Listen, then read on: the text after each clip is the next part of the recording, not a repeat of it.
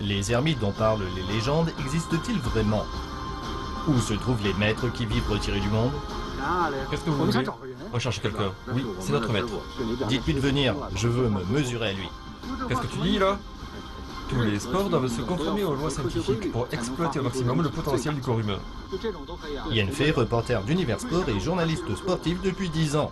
Que sont les enroulements de soie, les étranglements et les clés de bras en croix? Le Tina, l'ensemble des techniques de saisie du Tai Chi Chuan, peut-il vaincre le Jiu-Jitsu brésilien? Quelle force exerce-t-on avec les bâtonnets de Tai Chi et de lourdes jarres? Je veux tester les arts martiaux traditionnels chinois avec l'esprit des sports modernes. On dit que les arts martiaux chinois vont bientôt disparaître. Zhang Tilong, expert en combat réel, président de la Fédération australienne des arts martiaux, promoteur de compétitions professionnelles de MMA. En plus de l'enseignement d'un maître, il faut une volonté de faire pour devenir un expert. Je veux devenir un héros moderne des arts martiaux pour vous faire découvrir le vrai kung-fu chinois. Le célèbre maître Zhu Suifeng nous montre l'étonnante efficacité du Tina du Tai Chi et devient ainsi le nouveau représentant de cette discipline. Eric Couillard est un Américain passionné par les arts martiaux chinois. Relevant les défis d'Eric et de Zhang Tilong, quelle force va donc déployer Zhu Suifeng en combat réel? Cet épisode de notre série L'expérience du vrai Kung Fu est consacré au Tina du Tai Chi Chuan.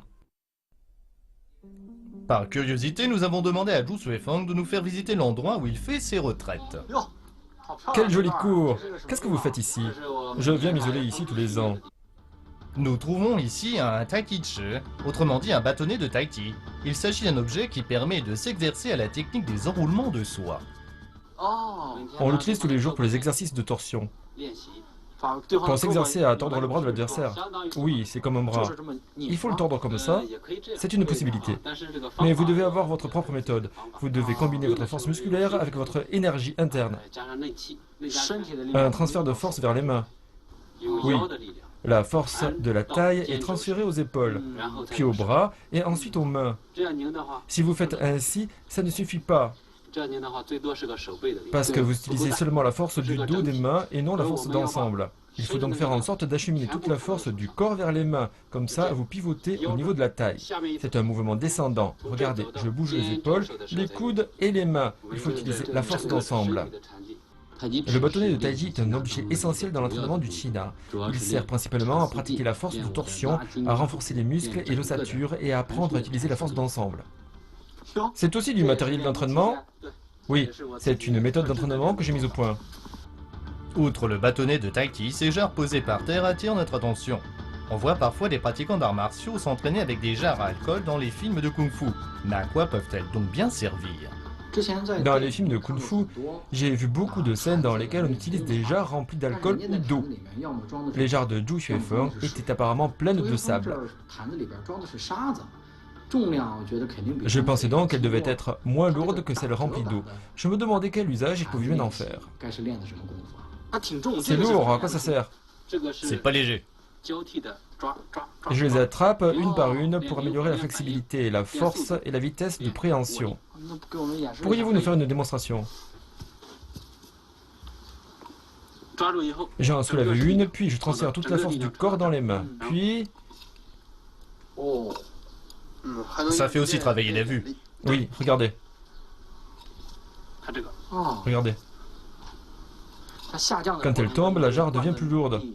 Oui, il faut de la force pour l'attraper.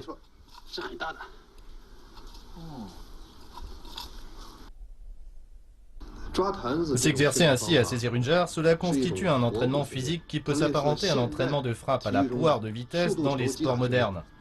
Cela fait travailler en même temps la vue, le contrôle des distances et la capacité à saisir des opportunités. Sans un entraînement fréquent, on ne peut donc pas utiliser le Tina en combat réel. Après un long entraînement, les mains ont une grande force de préhension.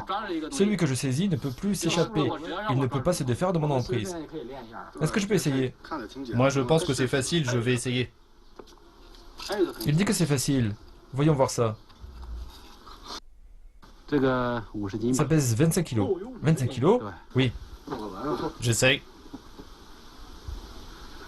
Pas de précipitation. Fais attention, pas de problème. C'est pour tester la force de préhension.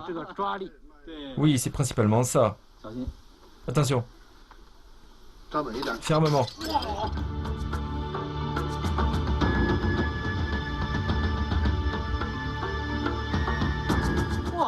Qu'est-ce que c'est? Des billes de fer. Et c'est pas léger. Non, des billes de fer. Voilà pourquoi c'est si lourd.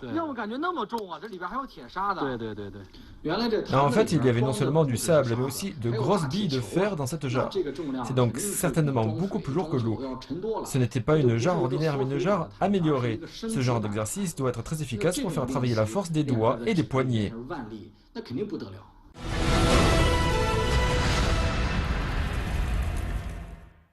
Après avoir souffert face à Zhu Xuefeng, Eric exige la tenue d'un combat entre Zhao Tilong et le maître. Conformément à ce qui a été convenu, des pétales de fleurs seront utilisés pour savoir qui attaquera en premier. J'ai des pétales dans la main. Vous les attraperez au vol. Avant, il faut deviner si le nombre total de pétales attrapés par vous deux sera pair ou impair. Celui qui devine juste commence, d'accord? Bonne idée. Pas de problème. Maître Zhu, s'il vous plaît. Vous d'abord. Vous êtes très poli. Eh bien, soit. Je dis impair. Moi, pair. Prêt? Oui. Prêt? Allez.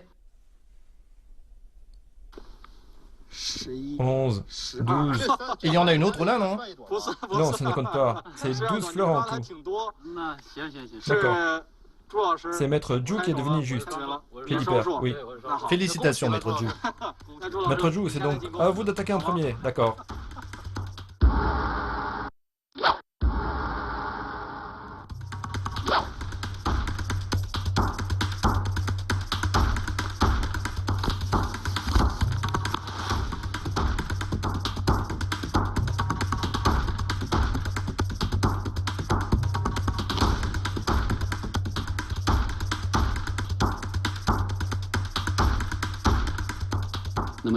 Zhao Tilong et moi-même avions convenu de lancer respectivement 3 attaques. Au premier contact, j'utilisais la technique appelée les fils d'or s'enroulent autour du poignet pour lui infliger une torsion. Dès le premier contact, je me suis rendu compte que Zhu Xuefeng utilisait une technique que je connaissais bien parce que je m'y exerçais souvent quand j'étais petit. Je veux parler des fils d'or s'enroulent autour du poignet. Généralement, dans cette situation, les gens se retournent pour esquiver, mais moi, j'ai réagi de la manière opposée. On dit qu'un contrôle habile ne vaut pas un coup maladroit. J'ai donc frappé fort à la jonction entre nos deux mains.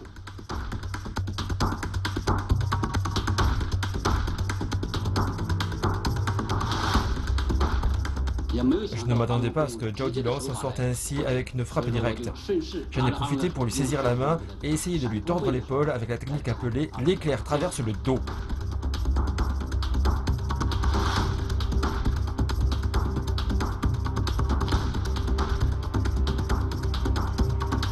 Zhu Xuefeng a réagi rapidement à mon attaque. Il m'a saisi la main droite et tordu le bras. À ce moment-là, je me suis dit que je ne pouvais pas utiliser ma main gauche pour briser l'étau, car il aurait vu clair dans mon jeu. J'ai donc tourné sur moi-même pour me dégager.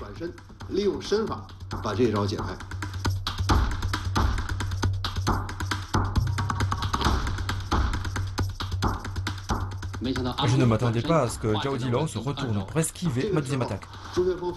La réaction de Zhu Xuefeng ne s'est pas fait attendre. Il m'a attrapé le coude. Il m'a saisi le coude pour atteindre le nerf cubital. À ce moment-là, j'ai décidé de lancer une attaque pour me défendre. J'ai tendu la main droite et saisi l'articulation de son coude. Lors de ma troisième attaque, je voulais briser le mouvement de Zhao Tilong. Je ne m'attendais pas à ce qu'il tende un doigt. J'ai tout de suite esquivé avec un mouvement du corps. La situation était bloquée. Soudain, le corps de Zhu Xuefeng s'est tendu. J'ai réalisé qu'il pensait que j'allais attaquer un point d'énergie. En fait, je n'avais pas l'intention d'utiliser le Dimmak. Je voulais juste atteindre son nerf cubital. Si j'avais lancé une autre attaque, cela aurait été la quatrième. J'étais dans une situation bloquée.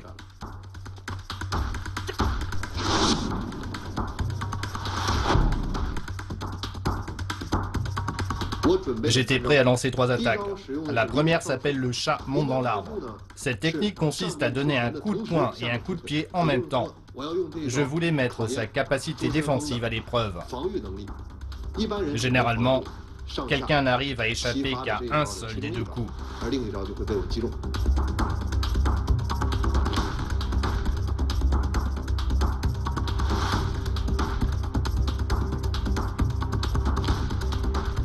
Je savais depuis longtemps que Zhao Dilong avait des techniques de jambes redoutables.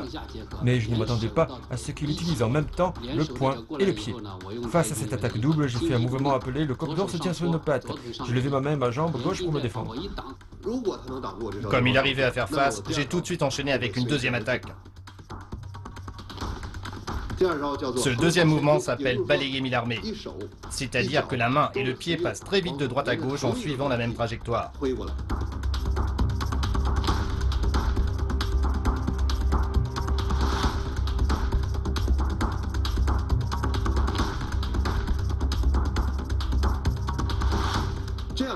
C'est un mouvement très violent, très puissant. Il est presque impossible de résister à cette attaque. En la faisant, je voulais tester sa capacité à esquiver. Je ne pouvais pas faire front parce que cette attaque est très violente. J'ai donc fait un roulement de l'avant-bras avec un léger basculement. Quand le pied est arrivé, j'ai reculé d'un pas.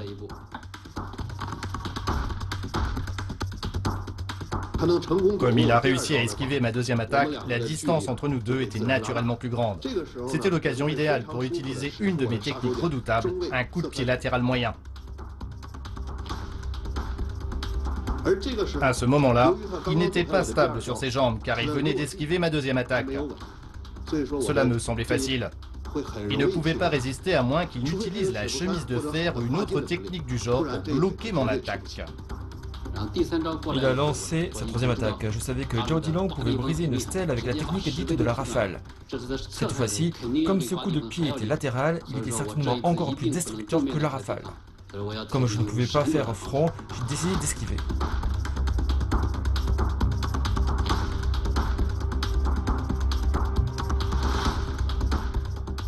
J'ai pivoté, évité son coup de pied. Son attaque était vraiment puissante. Le bruit était fort et c'est comme si j'avais senti le souffle du vent.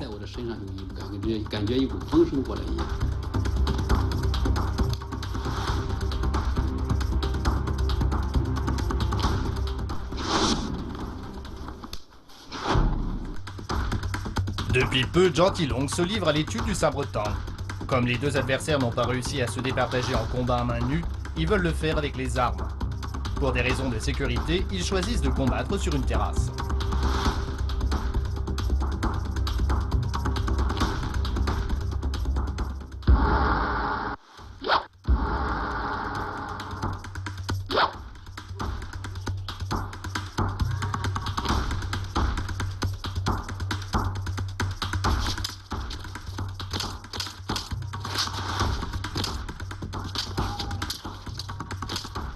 Dès le premier choc entre nos armes, j'ai trouvé les coups très puissants et lourds.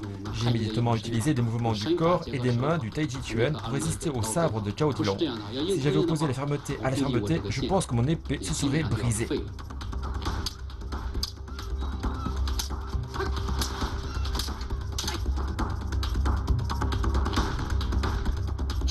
L'épée de Zhu Xuefeng est très tranchante. En combat réel, il suffit d'une seconde d'inattention pour se blesser.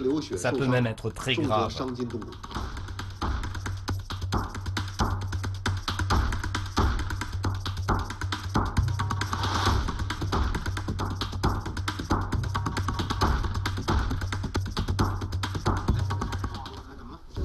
Pour le dernier coup, Zhao Dilong a tourné puis asséné un coup violent. Là aussi, il y a la marque d'un coup violent. Oui, c'était un coup donné en tournant. La fois dernière, lors de mon combat contre Zhang Tunwei, mon épée était aussi dans cet état. L'épée est moins résistante que le sabre. C'est parce que l'épée est plus fine.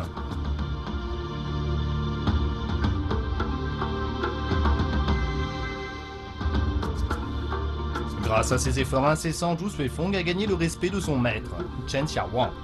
Ce dernier lui a même écrit une calligraphie pour l'encourager à continuer dans cette voie. Zhu Xuefeng se montre à la hauteur des espoirs de son maître. Il enseigne le Tai Chi Chuan non seulement à ses élèves, mais aussi aux membres de sa famille. Même sa fille, qui est jeune, a déjà commencé à apprendre le Tai Chi Chuan. Aujourd'hui, de nombreux ouvriers des usines de Taiyuan pratiquent le Tai Chi Chuan pour rester en bonne santé. Zhu Xuefeng espère que davantage de gens apprendront le Tai Chi Chuan et bénéficieront des bienfaits des arts martiaux traditionnels chinois.